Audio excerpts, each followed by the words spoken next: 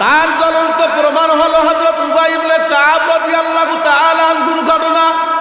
হযরত উবাই ইবনে কাব রাদিয়াল্লাহু তাআলা আনহু আল্লাহর রাসূলের একজন বিশিষ্ট সাহাবী,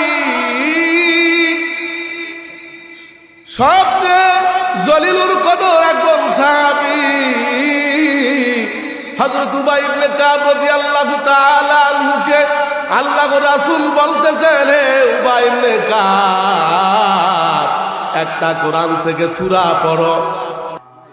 সম্মানিত সুধী, সর্বপ্রথম আল্লাহ পাকের দরবারে আলিশানে আল্লাহ তাআলার শুকরিয়া আদায় করে সকলে বলি আলহামদুলিল্লাহ। আসলে এই মাহফিল হলো কোরআনের মাহফিল। কিসের মাহফিল ভাই? কোরআনের মাহফিলে কোরআনের তাফসীর হবে। অনেক ওয়াইজিন, অনেক বড় বড় আলিমরা এখানে, মুহাক্কিক আলিমরা আসতেছে। পর্যায়ক্রমে ইনশাআল্লাহ সবরের সাথে থাকে কোরআনের তাফসীর এখানে হবে। আপনারা ধৈর্যের সাথে কোরআনুল কারীমের বর্ণনা, ওয়াজ, নসিহত শুনবেন। তো এই মাহফিল হচ্ছে কোরআনের মাহফিল। কোরআন এমন একটা কালামে পাক, এটা জীবন্ত একটা মুজিজার কিতাব আল কোরআন। এই কোরআনুল কারীম যখন এই আবু উবাইদা মাদ্রাসার ভিতরে পাঠ করা হয়, তেলাওয়াত করা হয়, এই মাদ্রাসার আশপাশে যত মানুষ আছে সব মানুষ শুধু শ্রবণ করেন না, অন্যান্য মাখলুকাত শুধু শ্রবণ করেন না। এই কালামে পাক যখন আবু উবাইদা মাদ্রাসায় পাঠ করা হয়, তিলাওয়াত করা হয়, তখন স্বয়ং আল্লাহ রাব্বুল আলামিন কুদরতি কান দ্বারা শ্রবণ করেন। জোরে বলেন সুবহানাল্লাহ, আরো জোরে জোরে বলেন সুবহানাল্লাহ।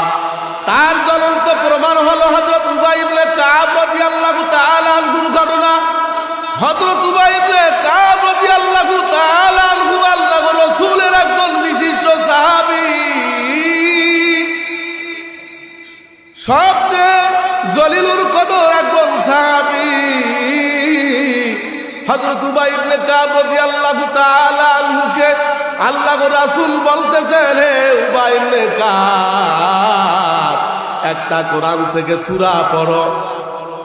হযরত উবাই ইবনে কাব রাদিয়াল্লাহু তাআলা আনহুকে আল্লাহর রাসূল আরো বললেন, কারণ আমাকে আল্লাহ তাআলার পক্ষ থেকে নির্দেশ দেওয়া হয়েছে, হে উবাই ইবনে কাব, কোরআনুল কারীম তেলাওয়াত করো, পাঠ করো। হযরত উবাই ইবনে কাব রাদিয়াল্লাহু তাআলা আনহু বললেন, আল্লাহু সাম্মানি, ওগো রাসূল, আল্লাহ তাআলা কি আমার নাম নিয়ে বলেছেন? রাসূল পাক সাল্লাল্লাহু আলাইহি সাল্লাম বললেন, নাম আল্লাহু সাম্মান, হ্যাঁ হ্যাঁ, আল্লাহ তাআলা তোমার নাম নিয়ে বলেছেন। হে নবী, উবাই ইবনে কাবকে বলুন কোরআনুল কারীম তেলাওয়াত করতে। আল্লাহ পাক বলেছেন, প্রিয় হাবিব, আপনি শুনবেন এবং আমিও শুনব।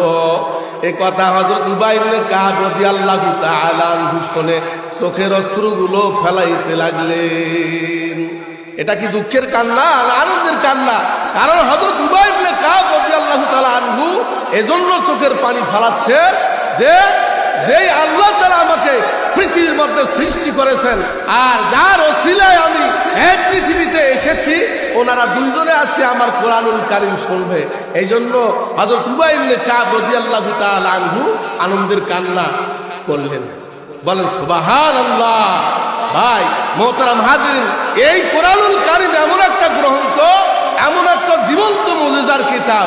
হযরত উবাই আবু উবাইদা মাদ্রাসায় যখন পাঠ করে, তেলাওয়াত করে, যেখানে বান্দা করুক, মাদ্রাসায় করুক, বনে করুক, জঙ্গলে করুক, মাঠে করুক, ঘাটে করুক, আল্লাহ রাব্বুল আলামিন শ্রবণ করেন, আল্লাহ রাব্বুল আলামিন শ্রবণ করেন। এই জন্য আমার একটা আপনাদের কাছে আবেদন, আকুল আবেদন, আপনারা কোরআন শরীফ শুদ্ধভাবে শেখার চেষ্টা করেন। কারণ আল্লাহ পাক রব্বুল আলামিন বলেছেন ওয়ারাত্তিলিল কোরআন তারতিলা, কোরআনে কারীমকে তারতিলের সাথে পড়ো, টেনে টেনে পড়ো, মাখরাজ অনুযায়ী পড়ো, মাদ অনুযায়ী পড়ো। যেখানে টান নাই ওই জায়গায় টান দিচ্ছেন, হ্যাঁ, যে জায়গায় টান আছে ওই জায়গায় টান দিতেছেন না। কিন্তু এভাবে আপনার আমার যত ইবাদত গুলো আছে নামাজ সব ফাসাদ হয়ে যাবে, নষ্ট হয়ে যাবে। মোহতারাম হাজির, আমার কথা আমি এখানেই শেষ করলাম, কারণ আমার পরে যিনি আছেন অনেক বড় একজন আলেম, ওনাকে রেখে আমার কথা বলা ঠিক হবে না। আমি